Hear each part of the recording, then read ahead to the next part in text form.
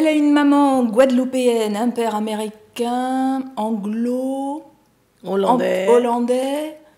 Ça fait de sacrées origines, ça. Et j'accueille tout de suite Lydia Laurence, qui est chanteuse des Caraïbes. Est-ce qu'on peut te définir comme ça, chanteuse des Caraïbes? Oui, tout d'abord, bonjour. Oui, bonjour Lydia. Lénaïque, merci.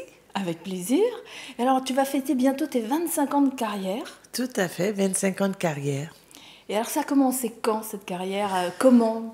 En fait, cette carrière a commencé d'être toute petite. En fait, je chantais à l'église, etc. Et puis, j'ai une maman qu'il faut donner tout le temps. Ma mère, elle chante super bien. Et puis, je pense que ça vient de là. Et puis, voilà. Et puis, on prend goût. Et puis, on a envie de dire oh, maman, elle chante tellement bien. Pourquoi pas, on essaiera. Et puis, petit à petit, ça s'est rentré dans la peau. Et puis, voilà. Oui, parce que alors tu es née à Saint-Martin. Je suis née à Saint-Martin. Après, tu vis aux États-Unis. Oh non, je vis pas aux États-Unis. Pas du tout? Pas du tout. Où je ça, vis alors? à Saint-Martin.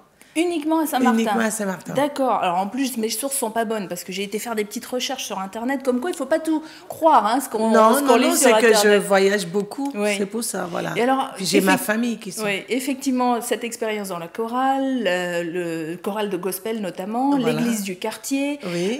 Une carrière solo qui démarre en 1993. Oui.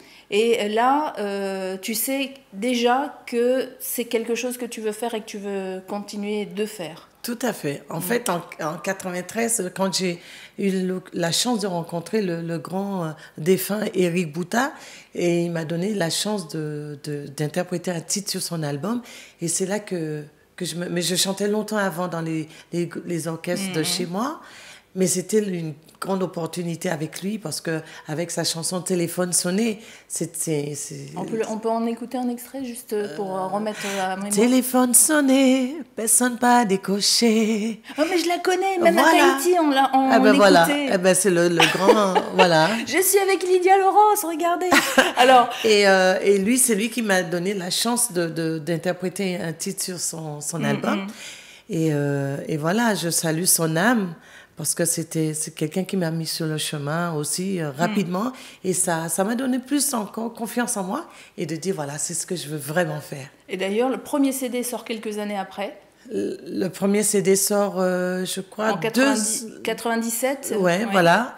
Et que j'ai travaillé avec Willy Salcedo, les Zouk Machines ont fait les chœurs.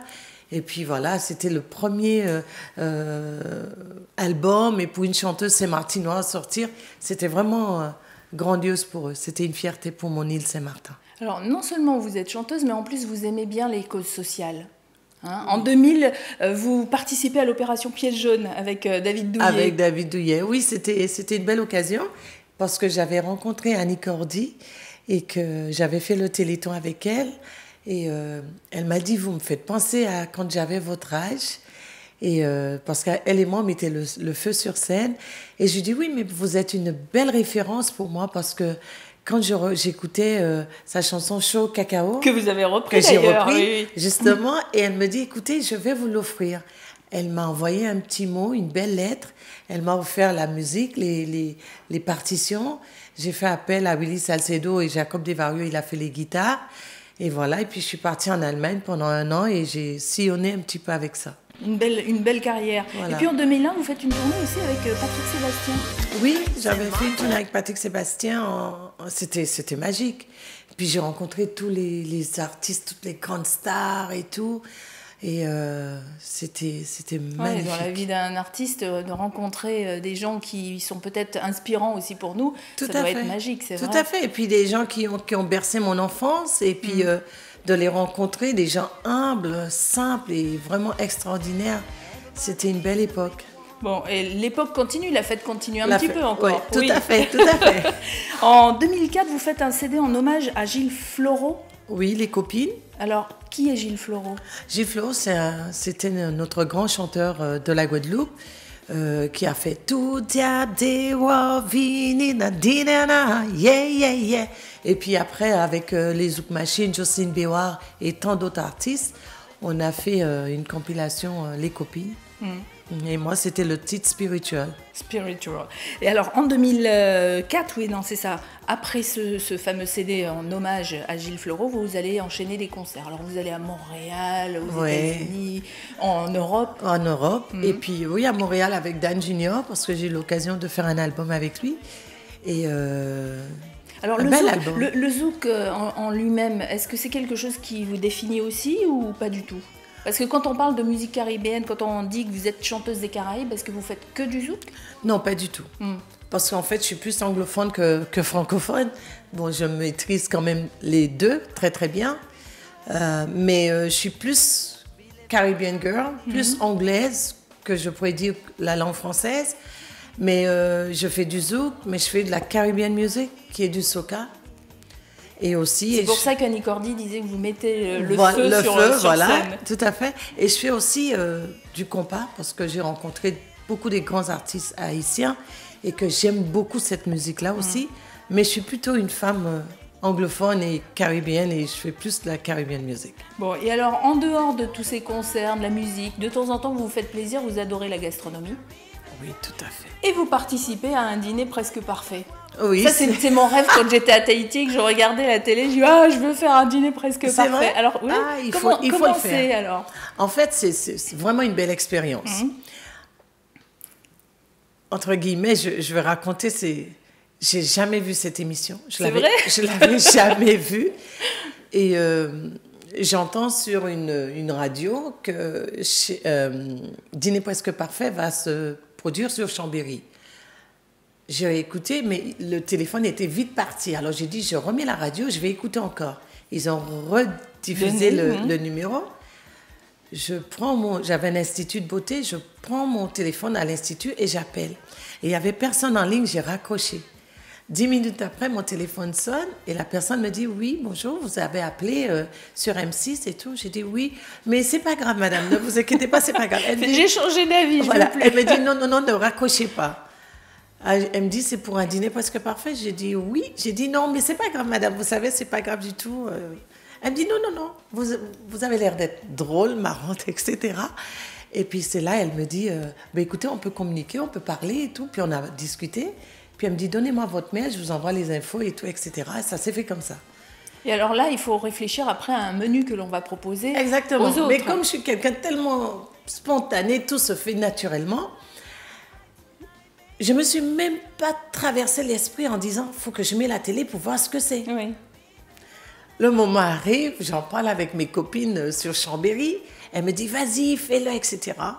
Mais je me suis débrouillée, j'ai fait mon petit menu, j'ai dit ce que je vais faire et tout. J'ai tout programmé sans voir l'émission. Et quand ils m'ont dit, vous avez vu l'émission? J'ai dit, oui, je connais par cœur, mais c'était pas vrai. Et c'était une belle expérience. Une belle expérience. Mais est-ce qu'on vous pousse, par exemple, à faire des calculs? Parce qu'on voit dans ce type d'émission, oui, alors on va être gentil là, et puis en fin de compte, quand on va mettre des notes, on va mettre... Mais est-ce que c'est la production qui vous guide comme ça, ou alors vous êtes quand même assez libre? On est libre quand même, mais des fois, il y a des influences en fait. Parce que des fois, tu te dis, je vais mettre 6 parce que c'était pas... Et ils vont dire, ouais, mais son truc était un petit peu bien, etc. Après, tu dis, je vais mettre un 7. Ah oui. Mais tu sens quand même que tu as envie de mettre ça, mais il te dit, oui, allez-y. Mais vous ne trouvez pas que vous exagérez un petit peu? Non, j'exagère pas, voilà. Mais en tout cas, une belle expérience, ce dîner presque parfait. Hein. Tout à fait. Et puis, ça a permis, les gens de toutes les Caraïbes, les îles, partout m'ont suivi. Et c'est génial. Voilà. Et alors, pour fêter vos 25 ans de carrière, on peut dire ça, vous participez à une dernière émission.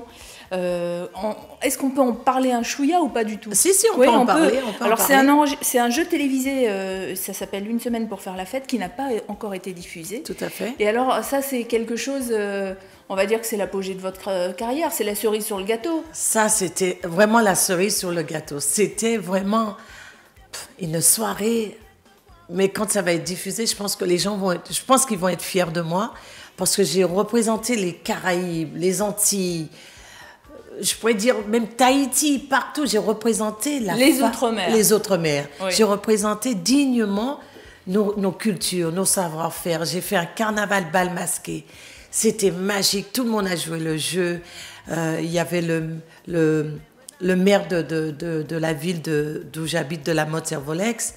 Il m'a mis à l'honneur. J'ai eu une salle magnifique. Ils m'ont aidé de A à Z. Il y a le comité de la commune où j'habite. Ils se sont tous mis en madras pour représenter les Antilles. Alors, c'était une fierté pour moi. Quand ça va être diffusé, franchement, c'est... Alors, on vous donnera la date de la diffusion, ou en tout cas, vous reviendrez nous en parler quand vous aurez vraiment le droit d'en parler. Cet anniversaire que vous allez fêter pour vos 25 ans de carrière, ce sera le 22 novembre. Vous allez faire quelque chose de spécial ? Non, en fait, on l'a déjà fêté. Ça a été fêté. Et je serai pas là pour faire avec tout le monde, mais on l'a déjà fait en avance. Et c'était une très belle soirée. On l'a fêté en avance. Et donc, les fans de Lydia Laurence peuvent vous voir où, alors ? Alors, mes fans, ils me suivent énormément sur Facebook. Ils ont... Sur YouTube, il y a tous les clips. Mais tout... Oui, on en voit un derrière vous, d'ailleurs. C'est le dernier. Hein. Alors, allez-y. Voilà. Lydia Laurence, c'est tout simple. Vous allez sur la barre de recherche YouTube et puis vous retrouverez sa dernière Voilà, vidéo. il y a tout. Exact. Et puis, ils peuvent me contacter aussi... pour pouvoir avoir les albums, les CD et tout. Ils envoient un mail, soit sur sugarlady@free.fr. Sugar Lady, qui était le titre de votre premier CD. Yes, Sugar Lady. Ah, voilà. En tout cas, merci Lydia Laurence d'être venue nous parler de vous et merci puis d'avoir fait le voyage, parce que vous n'habitez pas à Paris. Hein. Non, pas du tout. Voilà. En tout cas, je voulais remercier OMTV5 pour cette magnifique accueil. Merci à toi, Lénaï. Merci. Pour cette magnifique sourire et gros bisous à Jeff. Merci et gros beaucoup. bisous à tout le monde. À tout le monde. Voilà. Merci. Merci.